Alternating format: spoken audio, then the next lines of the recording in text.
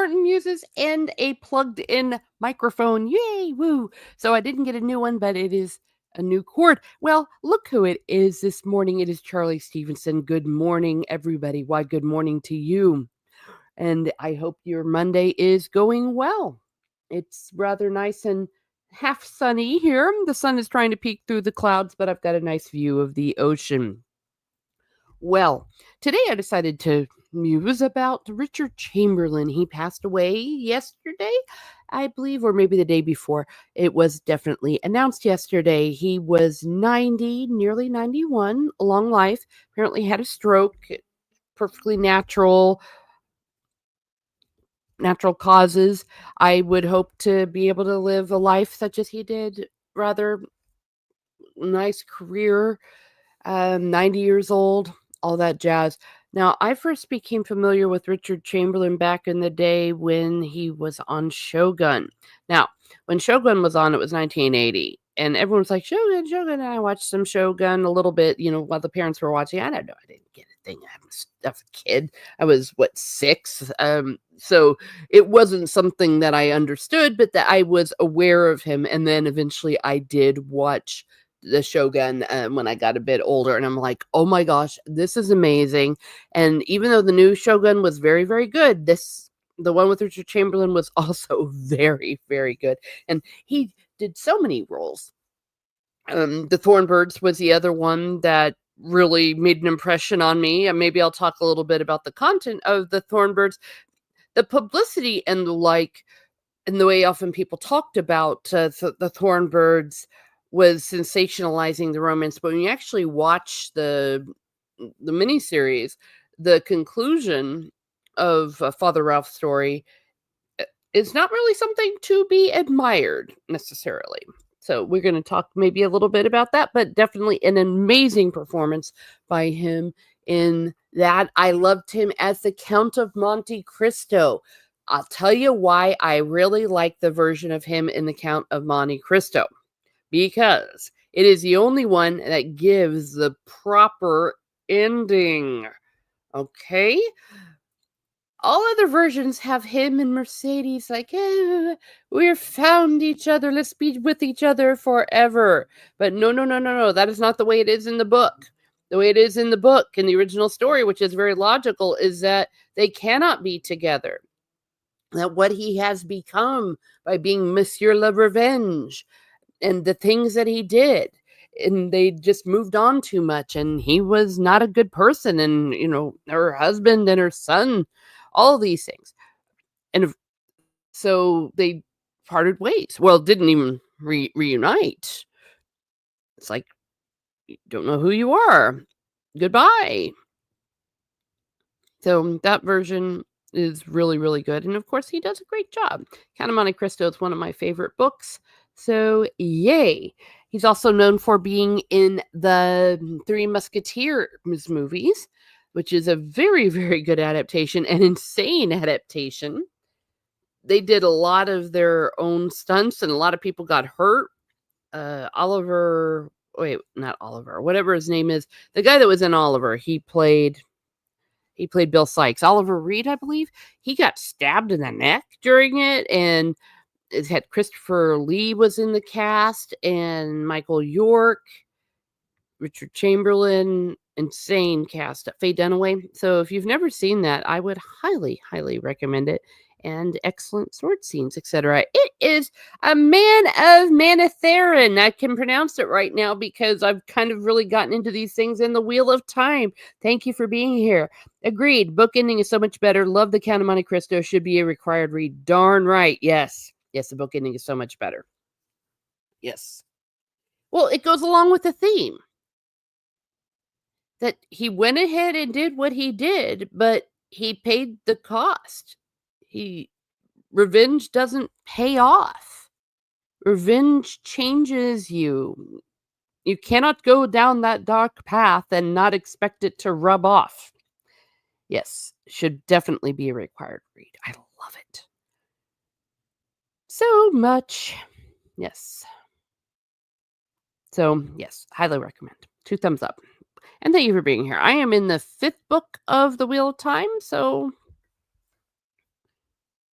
I don't really see what I need to be the 7th book by June to be on task to finish it, but I feel like I just don't know. I may not get to be able to finish them all by the end of the year because they are so long and they only get longer. But I'm doing my best. I'm trying. Life does get in the way and affect my reading. And Man of Marathon says a consequence, good or bad, is important to understand. Mm-hmm. Yes. If this, therefore that. And the one with Jesus in it, it went out of my head. You know, the guy from Jesus in the Passion.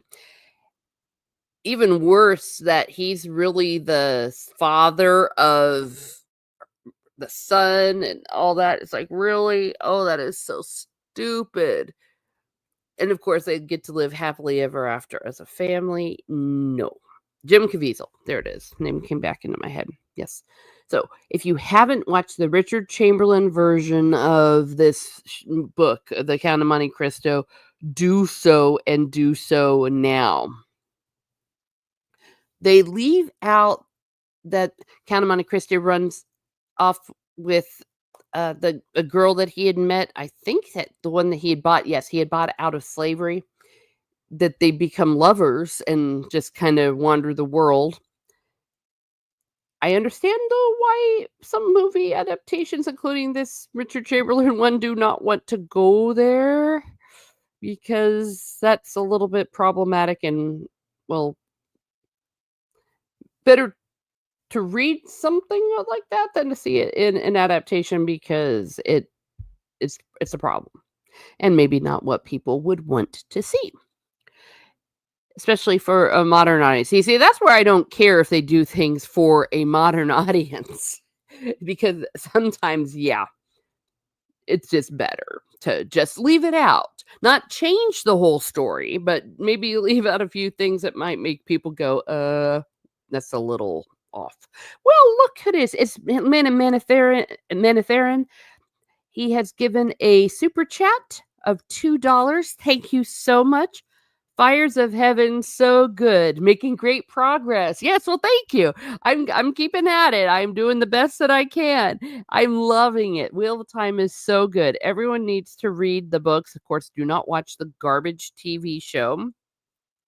My goodness, they just came out with that article of the showrunner who basically comes out and says, yes, he wanted to adapt this work to make it gay for him. It's really weird and questionable, and the fact that they would even allow him to do that, just says, oh gosh, these people are insane. But thank you again for the $2 super chat, and for that, you, sir, get a rose. Thank you very much. Yeah, that article was crazy. I mean, I might want to go through it sometime, but I'm really concerned about spoilers. I started to read the article and there was a minor spoiler in there, or maybe a major one. I honestly don't know. And I'm like, okay, I can't read anything until I finish these books, because even something where they're just talking in general, they let something slip. Nana Minith says Rafe Dumpykins is atrocious. Yes. I mean, we all knew this is what they were doing, but when he comes out and says it, and then has the nerve to make up a quote by Robert Jordan, he's like, he famously said 30 to 50% of them were gay. It's like, if it was so famous, why can't I find it? Even AI can't find it, for crying out loud. Oh, it's just, well, now we know. Now we know. There was a part of me that thought that the whole thing with Moraine and the Amerlin seat Swan was because they had to have one, and they said, okay, whatever, we'll just throw those people in, and that really won't matter. But apparently it's expanding to other things. You see, that's where I think a spoiler started getting in there, and I'm like, really? Because I think he's trying to say that the people in the Aiel Waste, where they have polygamy and the sister wives and things, that somehow that is more, well, and that's where I got a minor spoiler. I'm like, Oh gosh, why? I hate you. So I'm not going to read any more of these things. Also, it's just complete garbage. Absolute garbage. Now, I have been told, and I don't believe call this a spoiler, that the Emran Seat Swan, however you pronounce her last name, is gonna have a romance in the books, and I think I finally figured out who it is, and it's in this book because there's this dude that's kind of chasing them, and apparently they were lovers, and she's very young now. She looks almost as young as the other ladies, and of course, she is very fair-skinned with long, dark hair. Yes, mhm. Minitharian says, "I if I have to go back and check, but I've I think the most outright relationships are gay in the show, but I think most of the outright relationships in the gay are gay in the show. It's ridiculous." Yeah, I mean, is there any straight relationship in there? I mean, but he said it. He said it. Now, apparently, this dude has a head canon where he when he was reading the book, he felt like there were subtexts and that I don't know, made him feel affirmed as a gay kid, or man or whatever growing up. So, congratulations, that's great. I'm happy for you. I'm glad you're happy about that and that you saw that in there. But essentially, that's headcanon. So he took that and brought it into the story. It would be like if I were to come in as a classical musician and say, wow, it's like I hear music when I'm reading this book. It's so great. And so I decided to do an adaptation where they're all sitting around playing orchestras. Or every 5 seconds, the glee men are just playing music because that's what love and see because I'm a musician and I want to see myself in it. What's really a crime is the fact that they have run out of money or not run out of money, but they're spending so much money on this. Men and Minitharian says even the polygamy in the IL is never the same sexes with each other. The husband with the wives, not the wives with the wives. Correct. Correct. But of course, according to him, well, it's kind of implied. It's like, no, it's not if you know anything about the way this works. Yes. The whole sister wives thing. It's about the oh gee. I used to say these people don't understand, but the more I've learned, it's like they understand and they know exactly what they're doing and they're lying. And they're lying. Now, Richard Chamberlain, he was gay. It was always a secret, not a secret, rather an open secret. I mean, I always knew, even though he never talked about it, it was never a thing. It was just something that everyone kind of knew. And he did mention it, I think, eventually in a book he wrote like in the 90s or 2000s, but he never made a big to do about it.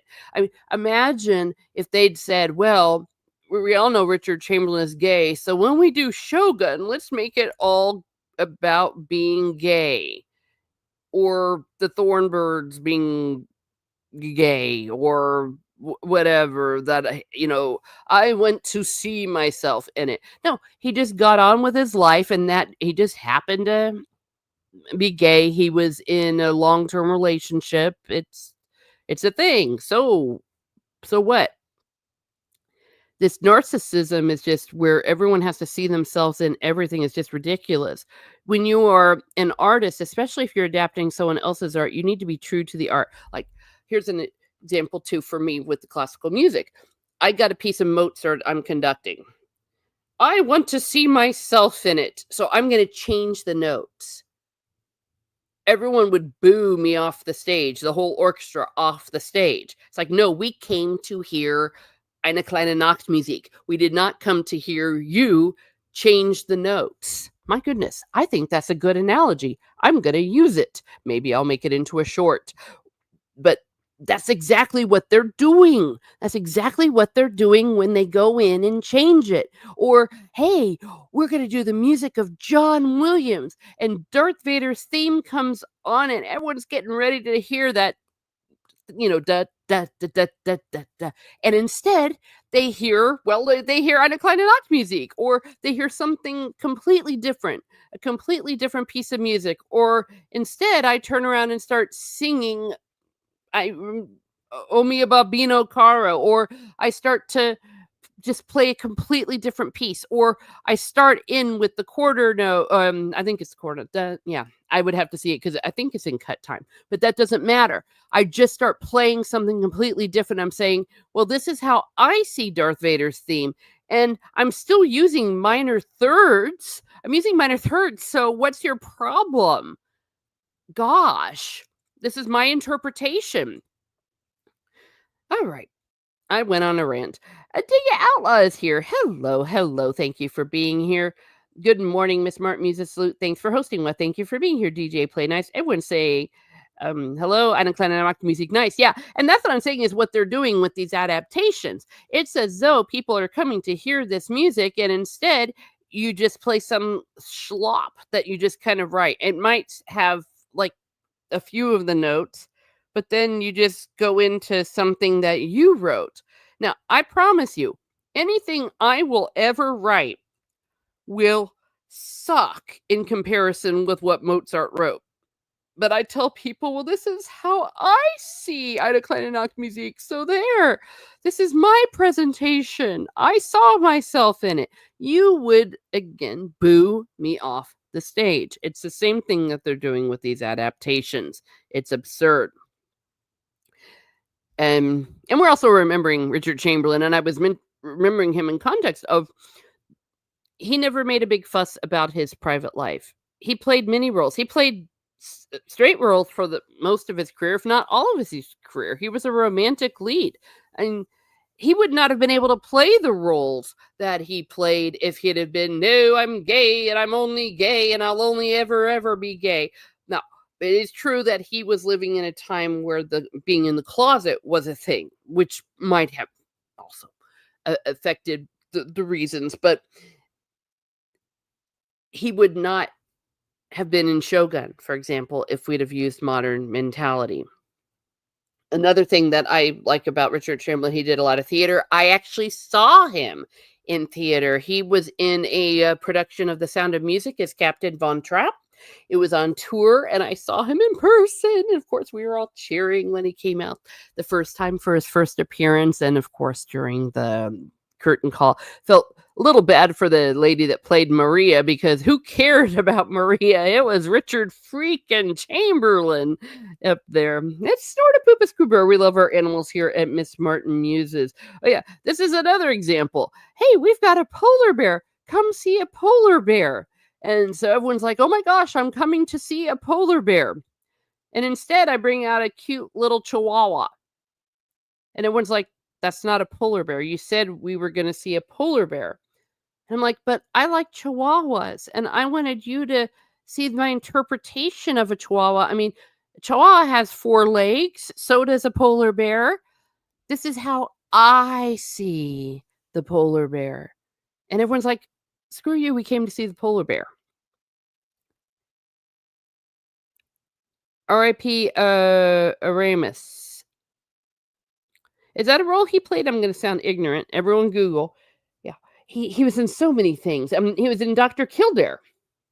That's where a lot of people knew him as first. I think that's when he first became really popular. He was heartthrob. He did some records too, I think, didn't he?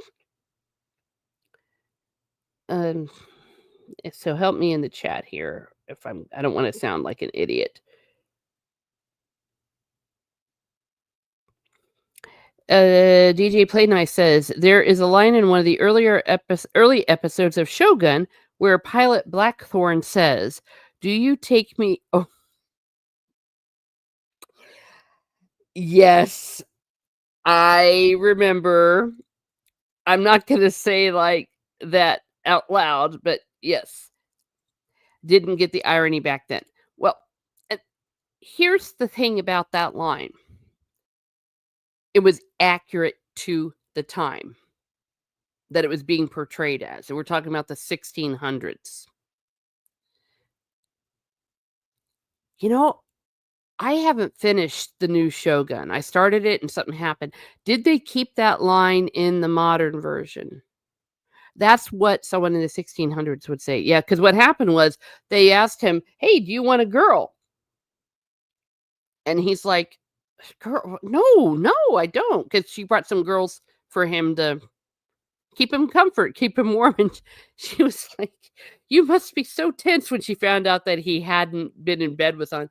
And so when he was so adamant, "No, not a girl." Well, she not only said, "Do you want," she didn't say, "Do you want a man?" She said, "Do you want a boy?" And he was like, "Oh my gosh." Yeah, yeah, and that's when he says this line, "In many ways, it's a problem." Okay, I knew I was gonna be ignorant. He played Amorous in The Three Musketeers, okay, and I'd even talked about the role he played in The Three Musketeers, or rather he was in it, but I will not pretend to know more about Three Musketeers than I do. I enjoyed it, I watched it. I'm not very good with names and things, unless, of course, it's Faramir. But yes, Three Musketeers wasn't that good. If you if you have not seen the adaptation of the Three Musketeers, you've got to. And the sequel, I think they filmed them together, back to back. Really, really good entertainment, and the actors, holy crap, the cast was amazing. It's Jaluk. Hello, good morning, Miss Martinez. I can't stay long, just wanted to say hi. Well, thank you, and thank you for coming in here and helping support the channel. I do appreciate you, and I love seeing everybody here because we all like each other at Miss Martin Muses. It is Archer Collins, closer in time again. Yes, you all sprung forward. You are even more in the future now. Congratulations. Yes, thank you. Now we can all settle everything, and hopefully not everyone's going to be jet lagged, because I'm always a little off right after this change happens. DJ Play Nice says, "Oh, for sure. I don't know if they include the same line. I haven't gotten past episode 1 in the new version. The original was a huge deal to me." Yes, it was. It was an event. I like the fact that they try to not repeat the first one. The way they changed the point of view, I can completely get that. I understand, and I don't have a problem with it. I just wasn't compelled to go on. I should have been, because it was so good. I thought it was really good. I forget what happened. Life probably happened. But yeah, the first one will always be a classic. I mean, that scene where Richard Chamberlain is teaching that one dude the dance, like when they're singing like a sea chanty and they're jumping back and forth, and the other guy's trying to do it. It's really funny. Minute Theron says Chamberlain treated the Dumas adaptations honorably. Darn right. It wasn't the greatest stuff in terms of production, but it was done well in a manner of stage to TV style. You've got it there. And I love those also with the dramas like the old Jane Eyre, where they almost look like it's filmed with a VCR in someone's living room, and it's still fantastic. But it was well done in a manner stage TV style. Darn right. If you get what I mean, I get exactly what you mean. It's so good. Archer Collins says, "I believe Chamberlain also played Raoul Wallenberg in a mini-series." Oh, he played so many different things. He was just amazing. Thorne Poops Cooper said they filmed both movies together and paid the actors for one movie. Oh, what a bunch of jerks. They got sued for that, and it set a precedent. Oh, okay. Everyone's saying hello. Man and Midnight Theron said, "By the way, Shogun for me was amazing. I read the book after and loved it. I need to go back and watch the 80s versions." Yeah. I've heard it was great. Yes. The 80s version is, oh, so good. Or unless you're talking about you read the book after and loved it, I need to go back and watch the 80s version. So you read the book after the 80s version and watch it and need to go back, or the new one. But either way, it's good entertainment. Oh boy. Well, and you didn't have to worry about diversity because it was in the story. I mean, diversity, it's just gotten such a bad name, of course. But if it's in the story, it's in the story. So that's what you need to present. And the reason why people are not enjoying some of the diversity is because it's what we call forced diversity, and they try to turn it around on us and say, "Oh, that's not a thing. That's a dog whistle." It's like, no, it's not. And forced is when you're just minding your own business and boom, there it is. Like I was watching a version of that Dickensian, which I've spoken very well about, But Artful Dodger shows up. It's like, oh, it's Artful Dodger, and then boom, he's black, and I'm like, why? And of course, why of all characters do you race swap him and not the other ones? And that's neither here nor there. Rather, it is here nor there, but it's for a discussion for another time. It is Biggles Metz. Hello, and Biggles gives me a $2 super chat and says hi. Well, thank you for the $2. Much appreciated. Thank you, Biggles. And of course, for that, you get a rose. Thank you so much. Much appreciated. Nice to see you here as always. DJ Planet says, the Lord Taranaga, fare thee well, you Barbary merchants of dance. There we go. That was it. Amanda Minute there and says, new one, then book. Understood. I've heard the biggest difference is that the new shows both perspectives, while the 80s version was just Blackthorn. That is correct. So it makes sense that you don't have the God's eye. You have the Chamberlain's eye, Chamberlain's point of view, Blackthorn's. So you don't always know what's going on, and it's not always translated either. Really good. Really, really good. But did Shogun have a black samurai? I don't think they did. Wasn't that a video game that they did that in? Shogun didn't have any freaking samurai. Wait, there weren't any. Never mind. Oh, did someone complain about it? Is that what happened? I seem to recall it, but oh gee, it's been a while. I've slept since then. Rachel Percy, good morning, everyone. Well, good morning. Thank you for being here. It's always good waking up to you all fantastic people. Woo! Nice to see you. Thank you. Snorta Poopus Brewer says, I loved it in the first Shogun when the Japanese forced him to bathe. Yes. It's like, what? You want me to bathe all the time? They bathed once a month if they did it all back then. And he was afraid. They used to think that it would make you sick, when of course we now know that's kind of the opposite. It's like you can't have all that filth on you. Oh, it's so funny. Yeah. And he was so good in that. Oh, he was so good. Great actor. I learned last night because I went onto his IMDb thing. He even showed up in the new Twin Peaks, of all things. I didn't watch the new one, but apparently he showed up in an episode. It's like, well, that's the way the world goes, apparently. You never know what's going to happen. Archer Collins says, for some reason, I have the impression that the 1980 Shogun didn't have subtitles after a couple of episodes, meaning you couldn't understand what was going on. Yes, and unless the Tom, what was her name? Kamiko. Wait, is Kamiko the name of the chick in the Karate Kid? Oh gosh, I'm gonna shut up now. But yes. Unless she translated. I take a bath once a month whether I need it or not. Nope, the narrative filled us in. Okay, I need to watch it again. That's good. That's a good bear Snorta Poopus. Yes. Good morning, Pacific 414. Thank you for being here. Great to see you. Oh my goodness. Everyone's saying hello. We like people here at Miss Martin Muses and Gathering. And again, of course, this is a little bit of open musings. If you would like to muse about anything, of course, I have veto power because I don't want my channel to be nuked or I don't want to be stalked into oblivion. However, of course, general wheel reflecting on Richard Chamberlain. And Mariko was her name. Thank you, Mariko. Oh gosh, I was close. I'm terrible with names. Todo Mariko was her name. Toda, rather. Yeah. And as far as the Thornbirds went, I mentioned that a lot of the publicity and stuff made it a little more sensational, like, ooh, the priest with the woman, but it was really a tale about his ambition and lots of things that were going on in that story.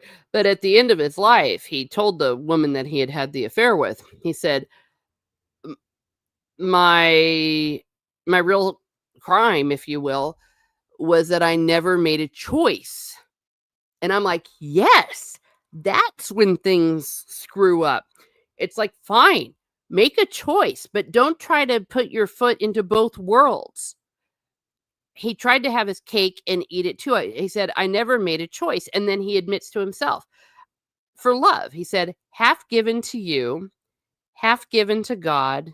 And then he goes, "But really, just it was given to my own ambition." It was himself who he loved. He wanted to rise up in the church. He wanted to be the pope. And he admits that was his problem. He always wanted what he wanted. So it wasn't a situation of, "Oh, if only he could have been married."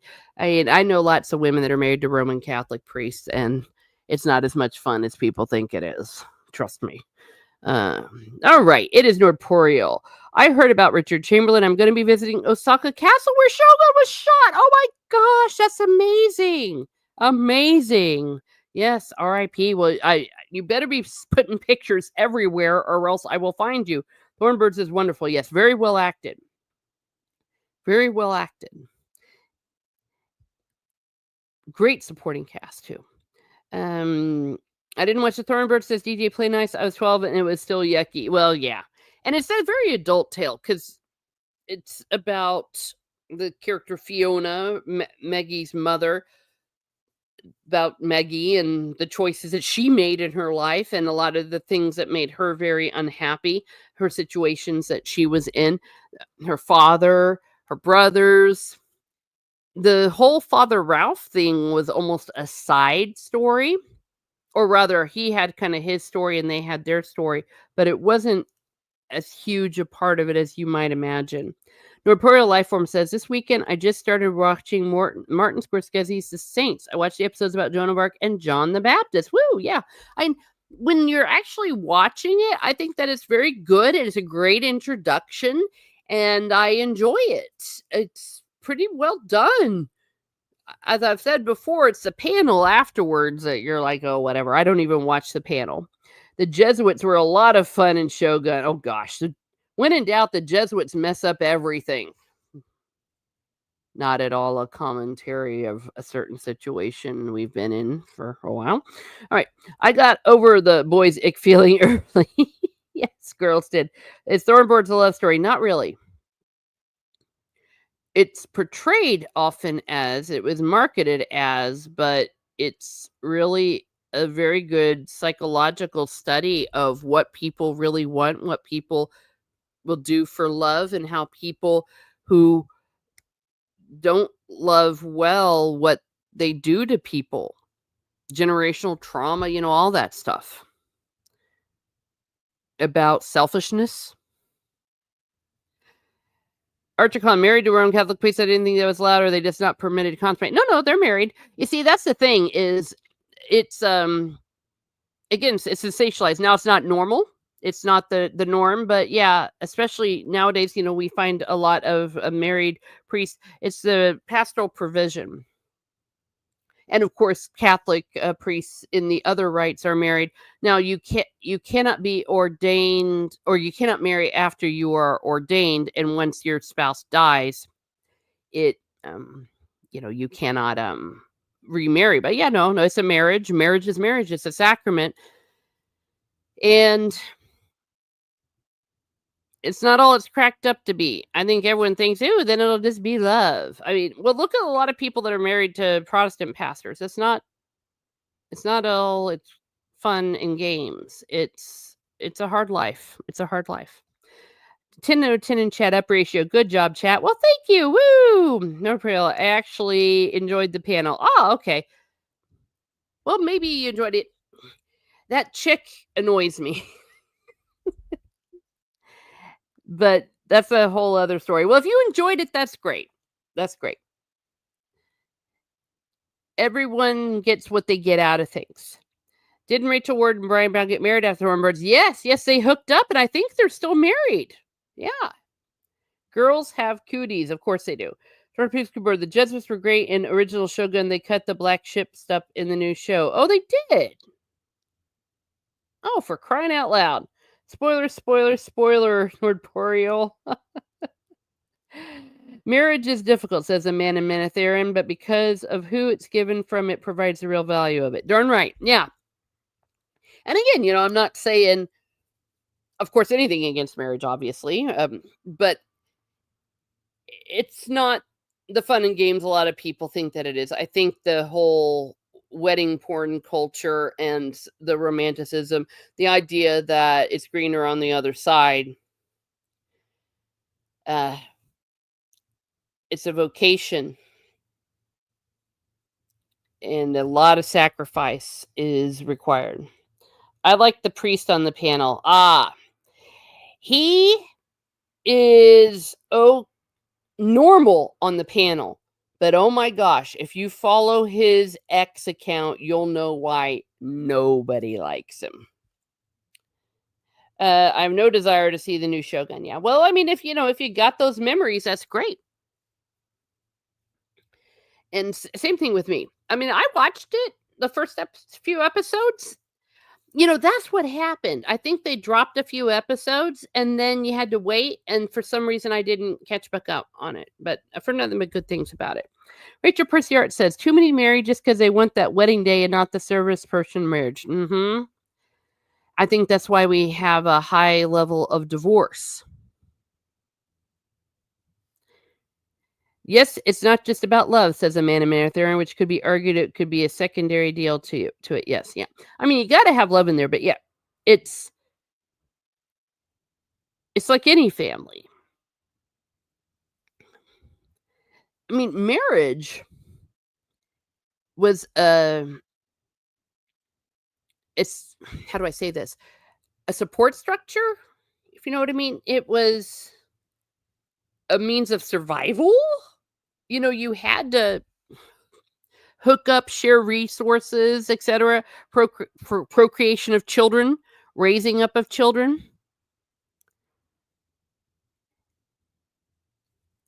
And soap operas and all that don't help.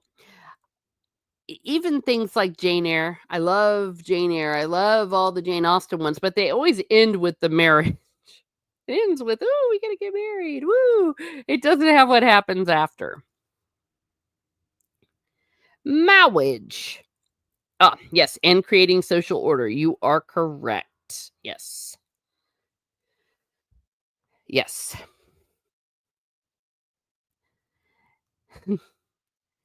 What is it? I know I'm going to have a lot of Austen haters hating me so much.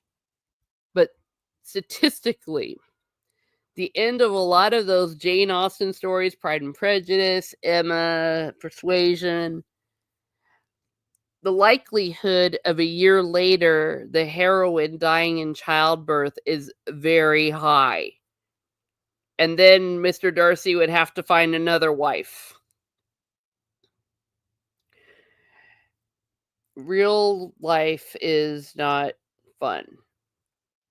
I don't want people to get all depressed now, but it's not. Some people can't transition from the single life mentality. Yeah, well, that's true. No, I don't know. The whole single life mentality, I take a little bit issue with. Of course, not with you, but if you're talking about the single life mentality in the sense of when you're single, you are only concerned about what you are doing. You are concerned about providing for you, that you can make your schedule for the most part, unless you got other obligations. And that's just natural. And then if you bring that into the marriage, yeah, that's difficult. But on the other hand, I get cranky with this concept that single people are selfish. I know that's not what you said. It's like, oh, you're just too selfish to get married. It's like, yes, that's it. I'm just so selfish. Jeannie Mac. But then again, those people are hacks anyways that do that. Sort of Poop Square says this, the receptions can be fun though, especially if there's an open bar. Downright. Oh yeah, I love going to weddings. Yeah, receptions are great.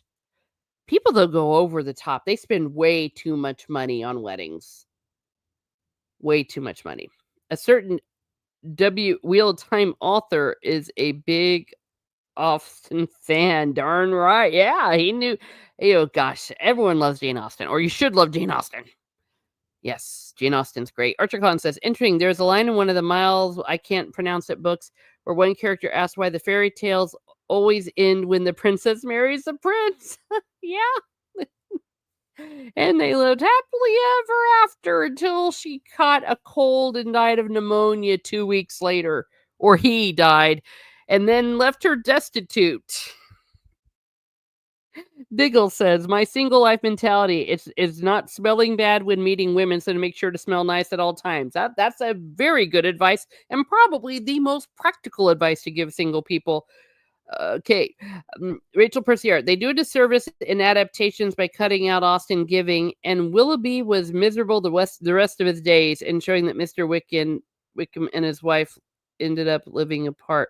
Oh, that's true. Yes, there was a miserable marriage, and I think part of her, what she's trying to tell us with these characters is, yeah, if you choose badly, you're going to be miserable. You're going to be miserable. Yeah, he was a jerk, wasn't he? What a scumbag. DJ Plano says, and a band. I have DJ'd dozens of receptions and would have preferred live music every time. Yeah, everyone loves a band. I'm single, says Nordapoops Kruberg, because I'm a kind-hearted bear and wouldn't wish myself on my worst enemy. Aw. Well, I know that, you've got a big heart. I don't like any books that you have to read unless it's Lord of the Rings, says Biggles Metz. Well, that is a fantastic attitude to have. If there's anything you're going to read Lord of the Rings or listen to it. Archer Collins says, it actually makes quite an interesting point. As a young woman asking the question is kind of looking for some assurance that there is actually a life after marriage. Let me see. Oh, the point about the fairy tales ending. Yeah. Well, the life after marriage is the rearing and raising of kids and trying to get along with your spouse.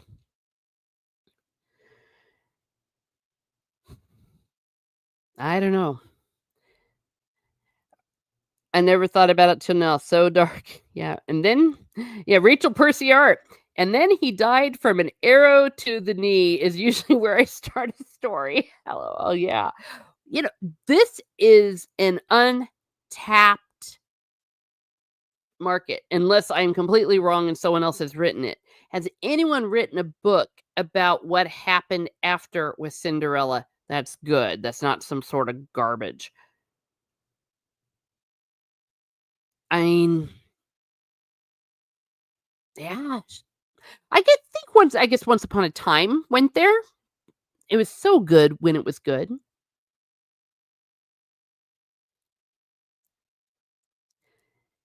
Archer Collin is saying, not sure I worded that well in Tony Cares, but it's the point she makes. Yes. Okay, I got it. I just wasn't sure to what you were referring. Yeah.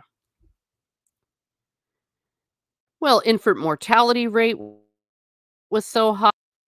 So they lived happily ever after. She gave birth 10 times and only one lived to adulthood. And because it was a girl, the inheritance went to a cousin, depending on which country you lived in.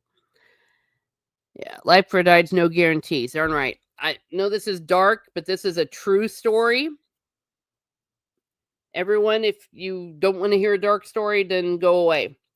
But I had a friend, finally found her spouse in her late, 30s, and yay, she's married and blah, blah, blah. A week after they got back from their honeymoon, her husband was killed by a drunk driver. And she was a widow. It can happen. And then there's a-holes out there that will probably go up to her and be like, why aren't you married? Are you selfish? Don't you want to share? Ugh. You don't know why someone, quote unquote, isn't married. Richard Snurderpoopus said, and it seemed that everyone lived forever, but she was miserable and he was nagged to death, and only the divorce lawyers ended up rich. The end, yes. Well, and back in the day, they wouldn't have had divorce lawyers, so it just would have ended with, and he was nagged to death. Richard Percy Art says, Once Upon a Time was so good before they shoved Elsa and Anna in there. It was downhill from there. Yes. Everything was good in the first 3 seasons. We all admit that. Yeah, I've got a lot of content there. I know way more. I know a lot about Once Upon a Time because I have real resources, sources rather. That here's the deal. Yes, partly it was Elsa and Anna. But to me, the moment the show went downhill was when Marion came back in that diner. Because that was where the mentality changed, where the writers or the producers, and I have some inside knowledge a little bit about that, but who went from we're going to surprise and shock people and subvert expectations for the sake of doing so.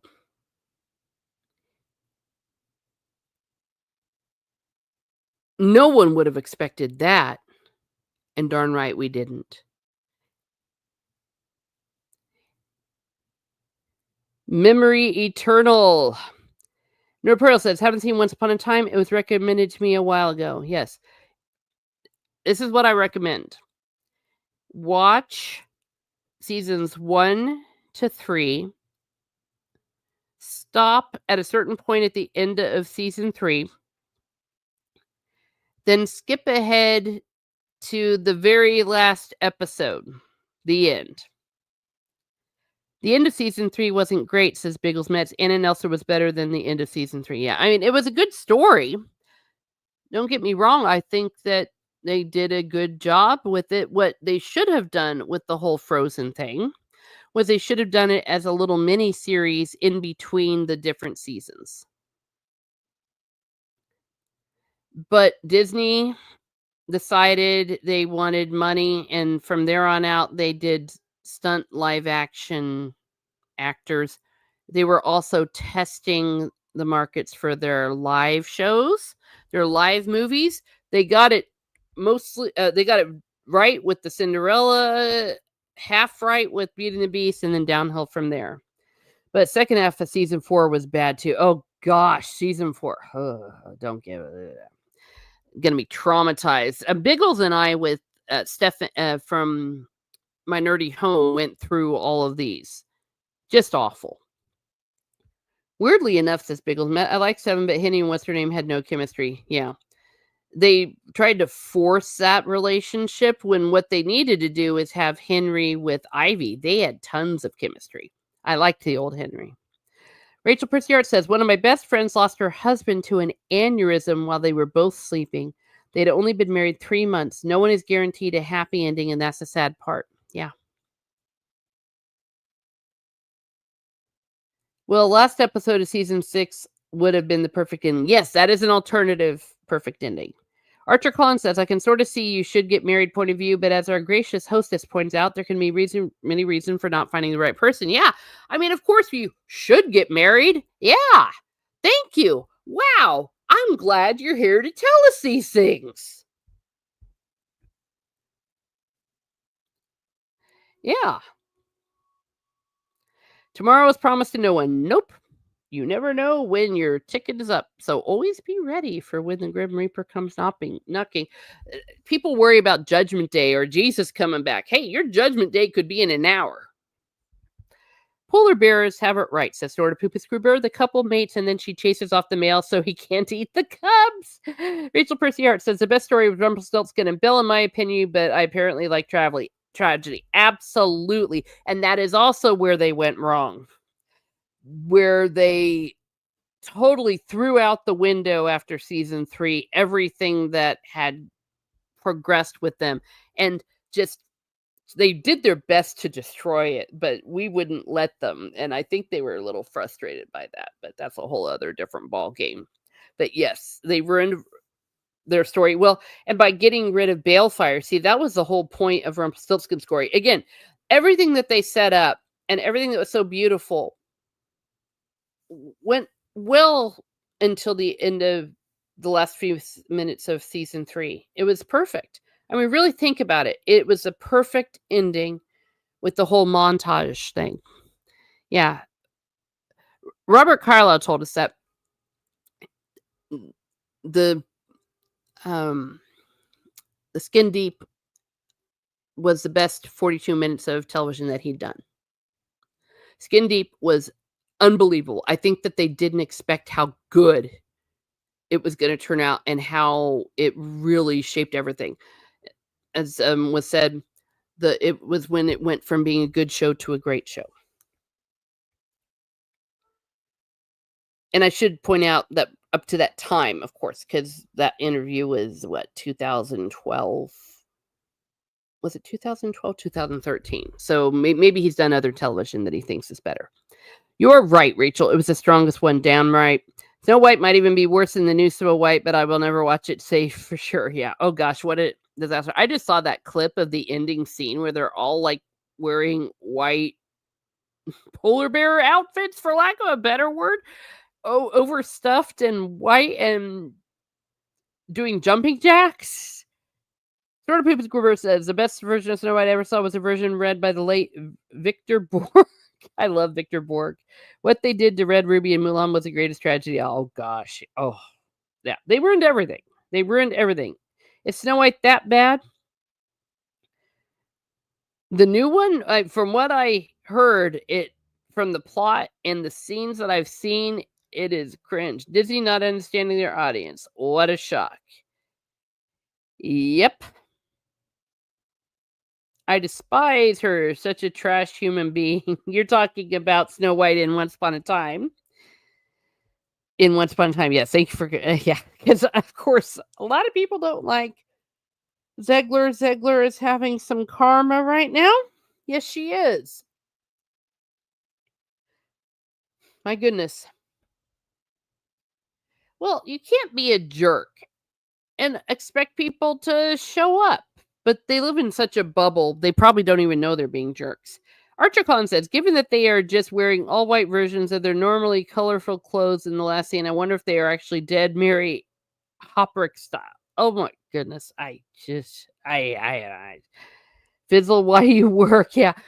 Oh, it just occurred to me when you're saying that they were trying to maybe, Snow White because, snowstorm. Oh, because they're all wearing white. That's why it's Snow White. Maybe that's what they were going for. I just can't.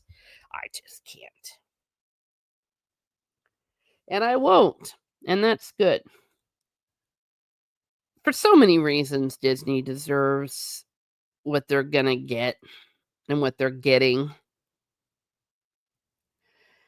Imagine having a golden goose and just not just killing the goose, but eating it and roasting it and taking the bones and throwing them out into the trash can and grinding them up. I mean, everything. Rachel Percy Art says not even the usual Disney stands are defending Snow White. That says it all. Yeah, it's indefensible. I mean, everything went wrong with it from the very beginning. It was ill-conceived. I will be fascinated to see what Zegler is going to be doing in the future. I know that she's planning West End. She's doing a role in West End. What is she doing? I forget. But she's going to be doing some theater, and maybe that's the only thing she'll be able to do, which will be a great career. But I don't see her doing any movies. It's not on her IMDb and everything. Luffy's God is here. Oh man, he just died. Yes, he did. The Thornbird Shogun and Alan Cuttermean was some of my favorites as a kid. R.I.P. You ruined my dinner now. Hi, Al. Oh, sorry, I didn't mean to ruin your dinner. Yeah, he died yesterday. He was 90. He had a stroke. Lived a long life. But yes, I loved him in Shogun. And yeah, Thornbird's is classic. Why was the love interest wearing a hoodie in the new one? That just looks so funny. Oh gosh. So anachronistic as well. Well, of course, the whole attitudes are anachronistic. I also saw a brief dance song number with Gal Gadot. It looked so awful.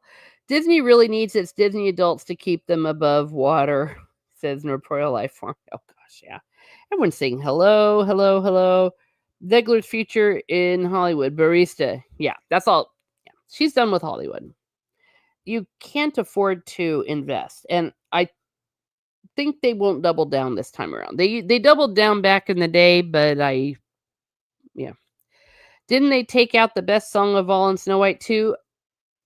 What Someday My Prince Will Come? Of course, they took that one out, and I think they also took out one that the prince sang. Yes, I'm in Norway. Yeah, in the future.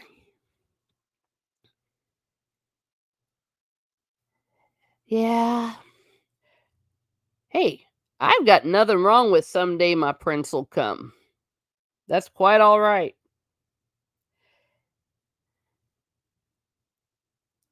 I think it's funny though, but I the original Snow White, the one that Zegler was all, "Oh, so out of, touch, all this stuff that you $1,000,000 little girls are still right now watching on their streaming, or I used to say on their DVDs, and they're watching the old Snow White. They're still dressing up like the old Snow White and don't give a darn." Yeah, they deleted my Prince Will Come. Someday My Prince Will Come. Yeah, I they have that echo, echo, echo. And I'm like, what is that even supposed to mean? The stars of the movie is the dwarf, said Luffy's god. Hey ho, the rest was lame. Yeah. When they looked like terrors. CGI nightmares. Yeah, they took it the song at the wishing well. Okay. Yeah. They suck. I even heard the dwarfs look creepy. Well, yeah, I mean, they're nightmares. Absolute nightmares. Another misheard lyric. She's actually waiting for her photos to come back from the developer. Someday my prince will come. Yeah. Oh, yeah. We're all showing our age now, aren't we? My goodness. Because I'm going through old photos. I'm like, why don't I have more photos? Like, oh, yeah, because you actually had to print them all out and pay for them, and you didn't even know if you were getting a good photo. You had to wait. My goodness gracious. Those were the days, or those weren't the days.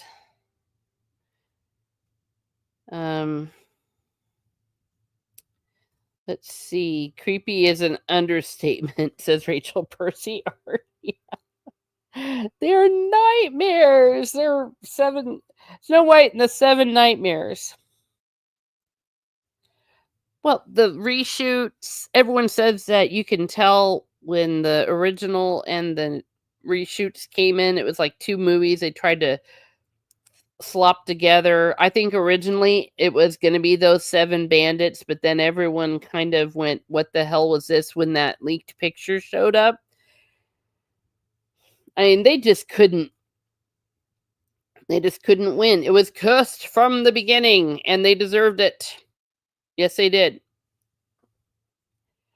Luffy's God said, I got mad when they made Disney's 100th celebration woke in that crappy movie that came out, but Snow White, that's Disney royalty. Yeah. Well, yeah, I mean, it's their thing, and yeah, they've effed it up. Yeah, I don't watch anything that they do nowadays. I mean, why?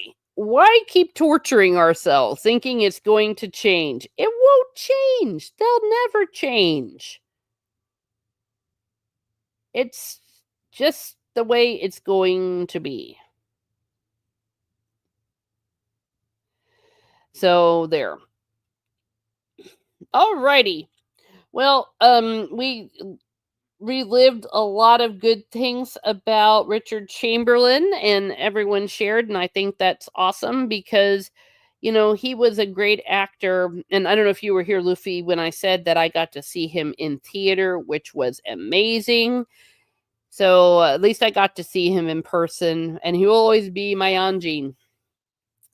Let's see. And I know I mispronounced that because I don't pronounce any of it.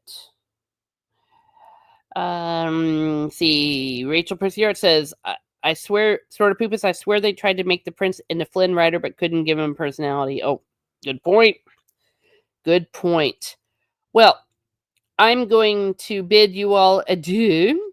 And so thank you everyone who's been here. We had Rachel, Percy, Art, Luffy is God, Snorpoopus, Kruber, Archer, Colin, Biggles. Biggles, thank you for the super chat. DJ Play Nice.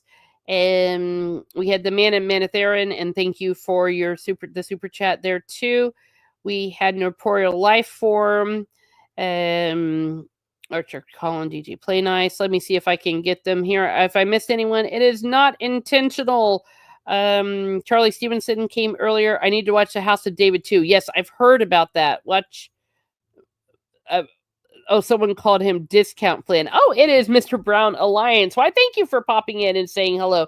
Yes, we were just sharing our memories of Richard Chamberlain and, of course, musing on anything and everything as I have done. Yeah, this, I think, my first musings thing was back in 2020 during the pandemic. So this, it's nice to be able to do these again and on a regular basis. I mean, I've always done them on and off, but it's just really nice to be here and be able to, and that's what's most important. Take care of every human.